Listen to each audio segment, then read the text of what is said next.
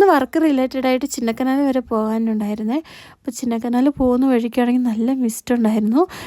രാവിലെയൊക്കെ ഒരു ചെറിയ മഴയൊക്കെ ഉണ്ടായിരുന്നു കേട്ടോ. ഇന്ന് ചിന്നക്കനാലിൽ പോയിട്ട് പെട്ടെന്ന് തന്നെ തിരിച്ചു കേട്ടോ. പെട്ടെന്ന് വർക്കൊക്കെ കഴിഞ്ഞായിരുന്നു. അപ്പോൾ ഇത് സൂര്യനെല്ലി ടൗൺ ആണേ. സൂര്യനെല്ലി ടൗൺ ഇപ്പോൾ ഞാൻ വീഡിയോ എടുക്കാൻ കാരണമുണ്ട് കേട്ടോ. കാരണം എപ്പോൾ നമ്മൾ സൂര്യനെല്ലി വന്നു കഴിഞ്ഞാലും ഇത് കണ്ടോ ഭയങ്കര തിരക്കായിരിക്കും.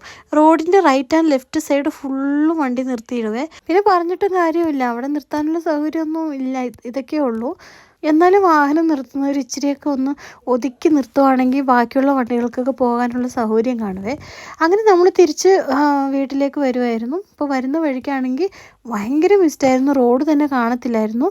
ഞാൻ വീഡിയോ ക്യാപ്ചർ ചെയ്യുന്നതുകൊണ്ട് വീഡിയോയിൽ കുറച്ച് നന്നായിട്ട് കാണുന്നുണ്ട്, അല്ലാതെ നമുക്ക് വണ്ടി ഓടിച്ചു പോകാനുള്ള ബുദ്ധിമുട്ടൊക്കെ ഉണ്ടായിരുന്നു കേട്ടോ.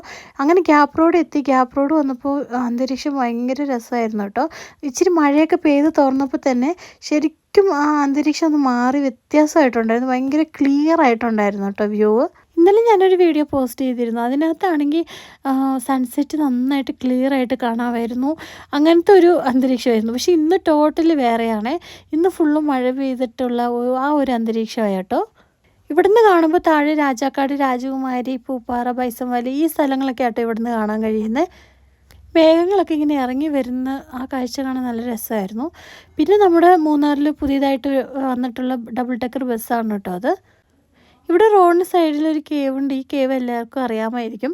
മെയിനായിട്ട് ഇന്ന് നമ്മൾ വീഡിയോ എടുക്കാൻ കാരണം നമ്മുടെ മൂന്നാറിൽ നിന്നും പൂപ്പാറ വരെ, മൂന്നാർ ടു പൂപ്പാറ വരെ നമുക്ക് ഇടയ്ക്ക് ഒരു നല്ലൊരു ചായക്കട അല്ലെങ്കിൽ ഒരു നല്ലൊരു ചായയും കടിയൊക്കെ കിട്ടുന്ന ഒരു ഷോപ്പായിട്ട് നമുക്കിവിടെ എങ്ങും ഇല്ല.